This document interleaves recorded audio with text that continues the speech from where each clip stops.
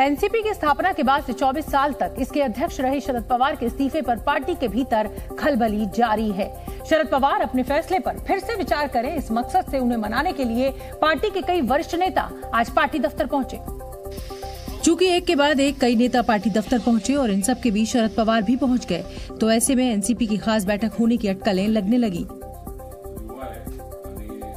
लेकिन बाद में पार्टी दफ्तर से निकले नेताओं ने साफ किया कि देश भर से मुंबई पहुंचे नेता और कार्यकर्ता शरद पवार को मनाने के लिए जमा हुए थे।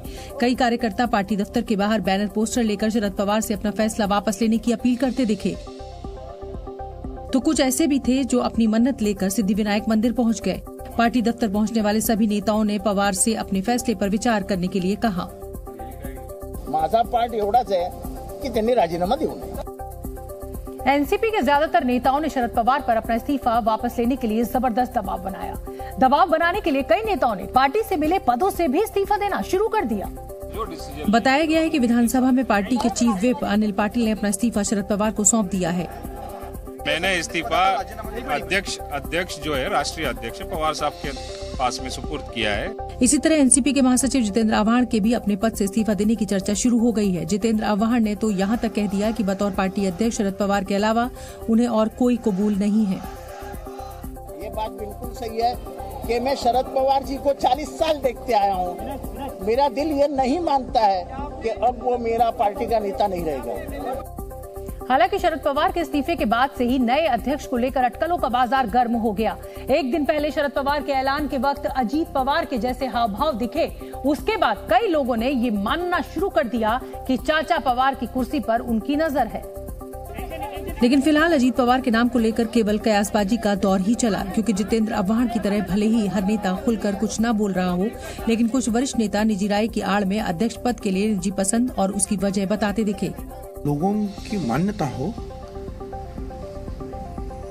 पार्लियामेंट में काम का जो है अनुभव हो, और सारे देश भर के जो है पार्टियों के जो हमारे नेता हो उनके साथ पहचान संबंध हो, हमारे फ्रंटल आयोग जो ऑर्गेनाइजेशंस है उनके साथ काम हो, तो सारा अनुभव तो जो है सुप्रिया ताई को है। भुजबल शरद पवार की बेटी को अगर अध्यक्ष के रूप में देखना चाहते हैं तो बैलेंस बनाने के लिए भतीजे अजीत के लिए भी उनकी निजी राय है। राय ये कि अजीत महाराष्ट्र संभालें। अजीत दादा जो है वो महाराष्ट्र में जो है पार्टी की धुरा और विधानमंडल और सब कुछ बड़े हिम्मत के साथ संभाल रहे हैं। जाहिर है शरद पवार के पार्टी अध्यक्ष के पद से इस्तीफे के साथ ही उनके वारिस को लेकर खींचतान भी शुरू हो गई है। हालांकि महाराष्ट्र महाविकास आघाड़ी के घटक दल इसे एनसीपी का अंदरूनी मामला बताकर इससे दूरी बनाते हुए दिख रहे हैं। चूंकि एनसीपी के कार्यकर्ताओं के लिए ये मुद्दा बेहद भावुक है, इसलिए शिवसेना इस मुद्दे पर बेहद सधी टिप्पणी करती नजर आई। आने वाले दिनों में क्या होगा हम तय करेंगे। हम पूरी घटना के ऊपर हमारी नजर है। कुछ यही अंदाज कांग्रेस का रहा, जो पवार के इस्तीफे पर कुछ भी साफ साफ कहने से बचती दिखी। वो बड़े व्यक्ति है, उनके बारे में कुछ नहीं कहूंगा, लेकिन समय आने के बाद इसका सही जवाब हम देंगे। लेकिन इन हलचलों के बीच विरासत के दो दावेदारों के मन की बात फिलहाल मन में ही है।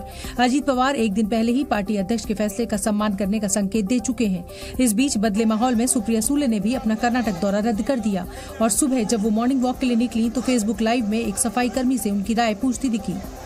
माझं असं मत आहे वैयक्तिक की त्यांनी परत राष्ट्रवादीचे अध्यक्षपद स्वीकारावं, माझी खूप इच्छा आहे। सफाई कर्मी की राय आम जनता की आवाज हो सकती है, लेकिन पार्टी की सबसे बड़ी कुर्सी के दावेदारों का रुख फिलहाल पूरी तरह साफ नहीं। पाकिस्तान ने महंगाई के मामले में श्रीलंका को भी पीछे छोड़ दिया। ब्लूमबर्ग में छपी रिपोर्ट के मुताबिक पिछले साल की तुलना में अप्रैल में महंगाई दर 36.4% हो गई, जो 1964 के बाद सबसे ज्यादा है। वहीं श्रीलंका में महंगाई दर 35.3% है। पाकिस्तान सरकार की ओर से जारी आंकड़ों की माने तो परिवहन की कीमत में 56.8% की बढ़ोतरी हुई है। खाने पीने की चीजों में 48.1%, कपड़े और जूते की कीमतों में 21.6% और आवास, बिजली, पानी की कीमत 16.9% तक बढ़ी है।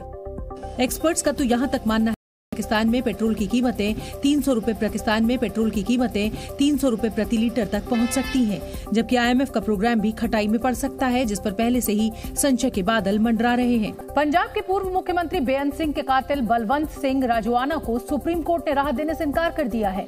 बलवंत सिंह राजोआना ने अपनी फांसी की सजा को उम्र कैद में बदलने के लिए याचिका सुप्रीम कोर्ट में दायर की थी। राजोआना ने दलील दी थी कि वर्ष 2012 से उसकी दया याचिका केंद्र सरकार के पास लंबित है, लेकिन केंद्र सरकार ने अब तक उसकी दया याचिका पर कोई फैसला नहीं लिया है। सुप्रीम कोर्ट ने राजोआना की याचिका को खारिज करते हुए कहा कि केंद्र सरकार उसकी दया याचिका पर जल्द फैसला ले।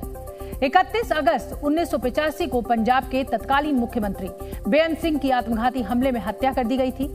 जांच में पता चला कि बलवंत सिंह राजोआना भी बेअंत सिंह की हत्या की साजिश में शामिल था और हमले वाले दिन अपने शरीर पर बम बांधकर स्टैंड बॉय के तौर पर खड़ा हुआ था। इस मामले में पंजाब की निचली अदालत ने 2007 में राजोआना को दोषी ठहराते हुए उसे फांसी की सजा सुनाई थी। 2010 में पंजाब और हरियाणा हाई कोर्ट ने भी उसकी सजा को बरकरार रखा था। तिहाड़ जेल में गैंगस्टर टिल्लू ताजपुरिया की हत्या बड़ी बेरहमी से की गई। चारों कैदियों ने जिस तरह से टिल्लू को गोदा, उससे लगता है कि जैसे वो किसी भी हालत में टिल्लू को जिंदा नहीं छोड़ना चाहते थे।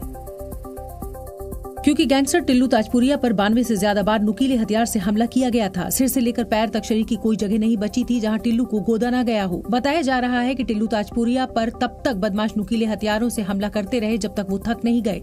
दिल्ली पुलिस के स्पेशल सेल के सूत्रों के मुताबिक गोगी गैंग के 4 बदमाशों ने जेल की सुरक्षा में तैनात जवान और जेल प्रशासन के सामने ही टिल्लू को मारा। जब टिल्लू पर हमला किया जा रहा था तो मौके पर तमिलनाडु स्पेशल पुलिस के जवान मौजूद थे। तिहाड़ जेल के भी 3-4 स्टाफ भी मौके पर थे, लेकिन किसी ने भी इस खून खराबे को रोकने की कोशिश नहीं की। टिल्लू के शरीर को जब जेल प्रशासन चादर से ढककर ले जाने लगा तब भी टिल्लू पर हमला किया गया। टिल्लू पर जब हमला किया गया तो उसके सामने 3 कुख्यात गैंगस्टर सोनू दरियापुर, प्रदीप सोलंकी और मंजीत महाल मौजूद थे, लेकिन ये तीनों भी टिल्लू को बचाने की हिम्मत नहीं जुटा पाए।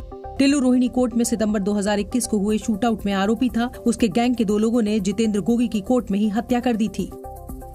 टिल्लू ताजपुरिया के मर्डर के बाद कुख्यात गैंगस्टर नंदू के खिलाफ दिल्ली पुलिस ने बड़ी कार्रवाई की। दिल्ली से हरियाणा तक गैंगस्टर्स के 20 से ज्यादा ठिकानों पर छापेमारी की गई, जिसमें कैश, ड्रग्स और हथियार बरामद किए गए। दिल्ली पुलिस के 300 जवानों ने गैंगस्टर नंदू और उसके मददगारों के 20 से ज्यादा ठिकानों पर छापेमारी की। NIA की तर्ज पर की गई कार्रवाई में पुलिस के निशाने पर गैंगस्टर और उनके मददगार थे। इसमें वो लोग भी शामिल थे जो जेल में बैठे गैंगस्टर्स के इशारे पर काम करते हैं। ये छापेमारी सोनीपत, झज्जर समेत दिल्ली के कुछ ठिकानों पर की गई। दिल्ली के एक ठिकाने से पुलिस ने 20 लाख रुपए कैश भी बरामद किया। वहीं सोनीपत और झज्जर से कुछ हथियार बरामद हुए। इसके अलावा एक जगह से ड्रग्स की भी बरामदगी बताई जा रही है। छापेमारी के दौरान दिल्ली पुलिस ने 6 लोगों को गिरफ्तार किया, जबकि 20 लोगों को हिरासत में लिया। पुलिस ने 3 पिस्टल और 7 राउंड गोलियां और एक बुलेट प्रूफ कार भी जब्त की है। एयरलाइन कंपनी एयर इंडिया और विस्तारा के बीच एक बड़ा समझौता हुआ है।